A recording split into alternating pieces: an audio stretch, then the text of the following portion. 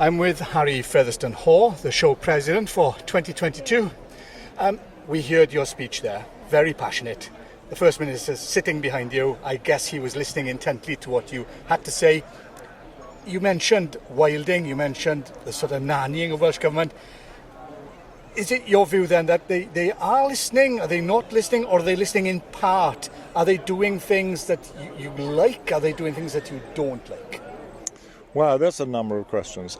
Firstly, the new FSS document is a major step forward in the right direction.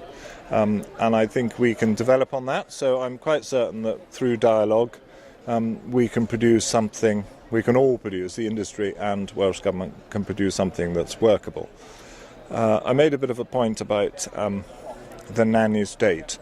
And the most important thing is, because farms are so different, and every field and every farm is different, that it can't be a set in concrete set of rules. There has to be an interpretation of individual features.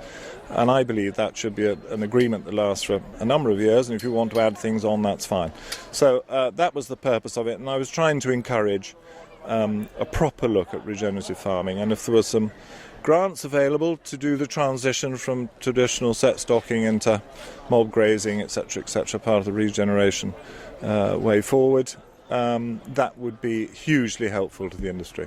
And we heard from the young farmers there, traditionally farming, farmers themselves, large farms, have been isolated in a way. You know, they're independent, they work within those bounds.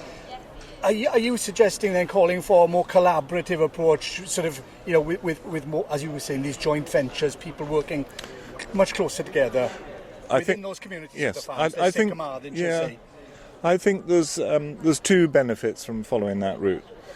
Firstly, if you're of a certain age, you hate the thought of giving away control of your farm. So to let it on an FBT or something is an anathema to lots of people because they feel as though they lose control. The joys of this one is a win-win-win scenario. You're still involved in your business in a major way, and I am at home. But you're giving other people an opportunity, younger people, to step on the farming ladder, perhaps in a scale that would be hopeless, would be utterly unobtainable otherwise. And certainly in the case at home, Emir, who you heard speak at the opening, has been with us 6 years, and he is moving on to start farming on his own. And that was always the hope, that people would progress, and we hopefully have found a new partner to take Emir's place. And so it'll go on, and after 5 or 6 years they will have learned enough, and hopefully they'll start their own businesses. And so if a lot of people, as I said, average age of farmers 59, took the same approach, a huge number of these unbelievably talented young agriculturalists could get stuck into the industry. That's one of my mantras. It's almost a conveyor belt, a guaranteed management role, isn't it? A takeover rather than, look, what do I do? The children don't want it, the farm's finished, I sell up, and goodness knows what happens to it. And as far as the future for farming is concerned, are you optimistic? Is the future bright?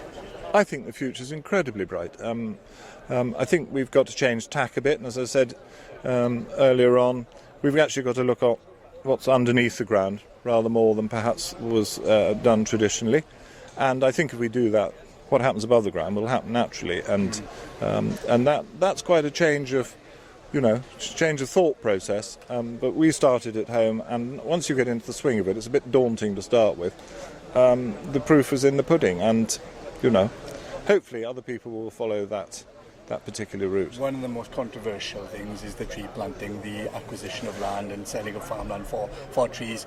Are you concerned in one way for that, the other that we may have a food crisis on our hand within the next 25 years? Yeah. Well, I think the ghastly war in Ukraine has illustrated how susceptible we are to global markets in food. And, we're only 40% self-sufficient in Britain. We should be back as we were in the 70s, 60, 65%. And rewilding is fine in its place on small scale.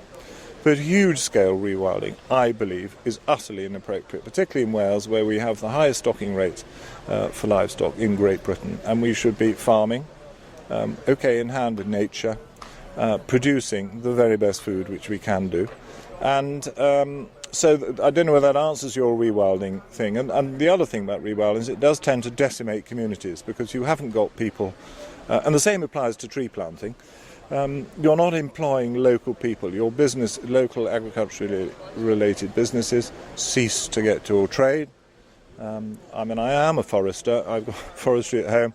So you've got a long-term market. You're not really doing anything after you've planted it for 20 years, and then you're doing bits and bobs. But it's very different from having land managed with all the people go with it. And the other thing is, for a community point of view, it means the farmhouse is either sold separately or sometimes it's a holiday let.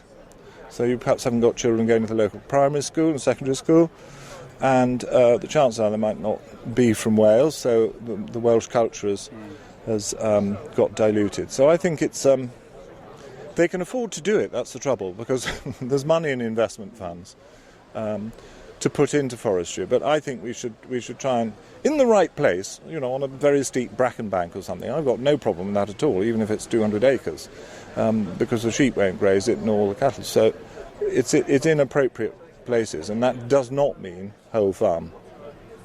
Harry Featherstone-Haugh, it's been a pleasure, a fascinating insight into the farming industry. Many thanks for your time. Pleasure, absolutely, my pleasure.